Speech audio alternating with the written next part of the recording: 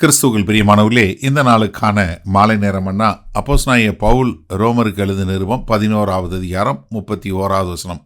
ரோமர் 11:31, ரோமன்ஸ் 11:31. அவர்களும் இப்பொழுது கீழ்ப்படியாமல் இருந்தும் பின்பு உங்களுக்கு கிடைத்த இரக்கத்தினாலே இரக்கம் பெறுவார்கள். இப்போ அப்போஸ்தலனாகிய பவுல் அழகா அதனுடைய எதிர்மறையை சொல்றார். முதல்ல புறஜாதியாராகிய நம்ம கீழ்ப்படியாம இருந்தோம். ஆனால் இஸ்ரவேல் தேச மக்கள் நிராகரிப்புனால நமக்கு இரக்கம் கிடைச்சிருச்சு. இப்போ நமக்கு இரக்கம் கிடைச்சதுனால என்ன ஆகும்? இப்போ அவங்க கீழ்ப்படியாமல் இருக்காங்க, நம்ம இரக்கம் பெற்றதுனால அவங்களும் இரக்கம் பெறுவாங்க. எவ்வளவு அழகா ஒரு தேவனுடைய அனந்த ஞானம் பார்த்தீங்களா? ஏன்னா இப்போ ஒரு இதை சொல்கிறாரு, முன்னாடி புறஜாதியாராகி நம்ம கீழ்ப்படியாமல் இருந்தோம், இப்போ இஸ்ரவேல் கீழ்ப்படியாமல் இருக்குது. கீழ்ப்படியாமல் இருக்கிறது என்ன? மேசியாவை நிராகரித்தாங்க, சுவிசேஷத்தை தள்ளு பண்ணாங்க, அவங்க இருதயம் கடினப்பட்டாங்க, அதனால அவங்க இரக்கம் பெறலை. ஆனால் இது என்னாச்சு? இது என்ன கொண்டு வந்துச்சு? புறஜாதியாராகி நமக்கு இரக்கத்தை கொண்டு வந்துச்சு. நம்ம இரக்கம் பெற்றோம். அந்த இரக்கம் பெற்றதுனால நம்ம என்ன தேவனோடு ஒப்புரவானோம். ரோமர் 11:11 நம்ம பார்த்தோம். அப்போ கர்த்தர் என்ன பண்ணார்? நமக்கு அவங்களுடைய கீழ்ப்படியாமல் நமக்கு இரக்கம் கொடுத்தாரு. இப்போது நம்ம இரக்கம் பெற்றோம் இல்லையா? இந்த இரக்கம் என்ன பண்ணுதுன்னா, இஸ்ரவேல் தேச மக்களுக்கு எதிர்காலத்தில் அவங்களும் திரும்பி இரக்கம் பெறுவதற்கு. ஏன்னா இப்போ புறஜாதியாருடைய ரட்சிப்பு கர்த்தருடைய கிருபையை காட்டுது. நம்முடைய ஒரு மாறுபட்ட வாழ்க்கை என்ன பண்ணுது? இஸ்ரவேல் தேச மக்களுக்குள்ள ஒரு பொறாமையை கொண்டு வருது. நீங்கள் 11வது அதிகாரம் 16வது வசனம் 14வது வசனத்தில் பார்க்குறோம். இந்த புறஜாதி மக்கள் உள்ளுக்குள்ளே சேர்த்துக்கொள்ளப்பட்டது அது இஸ்ரவேலுக்கு கொடுக்கப்பட்ட ஒரு வாக்குத்தத்தத்துக்கு உண்டானதாக இருக்குது. இஸ்ரவேல் புறஜாதியாருடைய ஆராதனை இஸ்ரவேலுடைய மேசியாவுக்கு வரும்போது நம்ம என்ன பண்ணுறோம்? இஸ்ரவேலுக்கே ஒரு சாட்சியாக மாறுகிறோம். அதனால் என்ன ஆகும்? அவங்களும் இரக்கம் பெறுவாங்க. அவங்களுக்கு எப்படி இரக்கம் உண்டாகும்? எப்படி ஒரு நல்ல ஒலிவ மரத்தினுடைய கிளை முறிக்கப்பட்டது, அதை கொண்டு மறுபடியும் அதே இதில் ஒட்டி வைக்கப்படும். 27வது வசனம் சொல்லும் என்ன சொன்னார்? அவங்களுடைய பாவங்கள் மீறுதல்கள் எல்லாம் எடுத்து போடப்படும். அப்போ அவங்களும் என்ன பண்ணுவாங்க? இந்த புதிய உடன்படிக்கையின் வாக்கு தத்துவத்துக்குள்ளே வருவாங்க. அவங்களும் இரட்சகராகிய இயேசு கிறிஸ்துவை விசுவாசத்தின் மூலமாக சேருவாங்க. அவங்களும் தேவனுடைய பிள்ளைகளாய் எடுத்து கட்டப்படுவாங்க. இதுதான் தேவனுடைய திட்டமாக இருக்கிறது.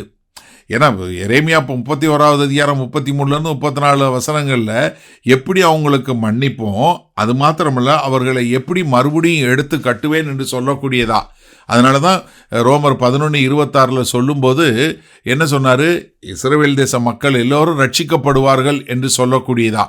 அப்போ புறஜாதி மக்களாகிய நமக்கு காட்டப்பட்ட அந்த இரக்கமே இஸ்ரவேல் தேச மக்கள் தேவனுடைய இரக்கத்தில் சேருவதற்கு ஒரு வாய்ப்பாக மாறுகிறது. சரி, இதனால் அந்த வசனத்தை நம்ம எப்படி எடுத்துக்கொள்வது? அதாவது இஸ்ரவேல் இப்போ ஒரு கீழ்ப்படியாமையில் இருக்கிறது கர்த்தருடைய மீட்பின் திட்டம் என்பதை நம்மளால் புரிஞ்சு கொள்ள முடியுதா? ஏன்னா இது உங்களுக்கு புரிஞ்சாதான் நம்ம சரியான முறையில் இஸ்ரவேலை பார்ப்பதும் சபையை பார்ப்பதும் சரியான முறையில் பார்க்க முடியும். இப்போ இஸ்ரவேல் தேச மக்கள் நல்லா ஒரு நிமிஷம் யோசிங்க. அவங்க இப்போ அவங்க கீழ்ப்படிந்து அவங்க ஒழுங்காக வாழ்ந்துருந்தாங்கன்னா நமக்கு சுவிசேஷம் வந்திருக்காது. அப்போ அவங்களுடைய கீழ்ப்படியாமல் என்ன பண்ணிருச்சு? நம்ம புறஜாதி மக்களாகிய நம்ம தேவனுடைய மீட்பின் திட்டத்தில் வருவதற்கு நமக்கு ஒரு வழி திறந்துருச்சு. இப்போ நமக்கு இரக்கம் வந்துருச்சு. இப்போ நம்ம இரக்கம் வந்த உடனே நம்ம தேவனாகிய கர்த்தரை ஆராதிக்கக்கூடிய மக்களாக இருக்கிறோம். தேவனுடைய பரிசுத்த ஆவியை பெற்றவங்களாக இருக்கிறோம். தேவனுக்குரிய ஒரு அங்கீகாரம் பெற்ற மக்களாக இருக்கிறோம். இப்போ நம்ம பெறுகிற ஆசீர்வாதத்தை பார்த்த உடனே அவங்களுக்கு என்ன உண்டாகணும்? அவங்களுக்கு பெரிய ஒரு பொறாமை உண்டாகணும். ஏன்னா இப்போ நமக்கு கர்த்தர் நமக்கு ரட்சிப்பை கொடுத்தாரு, அதனால நாங்களும் அந்த ரட்சிப்புக்குள்ளே வரணும் என்று சொல்லக்கூடியதா. அப்போ கீழ்ப்படியாமை என்ன பண்ணுது? ஒரு இரக்கத்தை கொடுக்குது. அந்த இரக்கம் என்ன பண்ணுது? தேவனுடைய பிள்ளைகளாக மாற்றுகிறது. இப்போ புறஜாதி மக்களாகிய நம்ம முதல்ல கீழ்ப்படியாமல் இருந்தோம். இரக்கத்தை பெற்றோம், தேவனோடு எடுத்து கட்டப்பட்டோம். அதே மாதிரி இஸ்ரவேல் தேச மக்கள் இப்போ கீழ்ப்படியாமையில் இருக்கிறாங்க, அவங்களும் இரக்கத்தை பெறுவாங்க, அவங்களும் தேவனோடு எடுத்து கட்டப்படுவாங்க.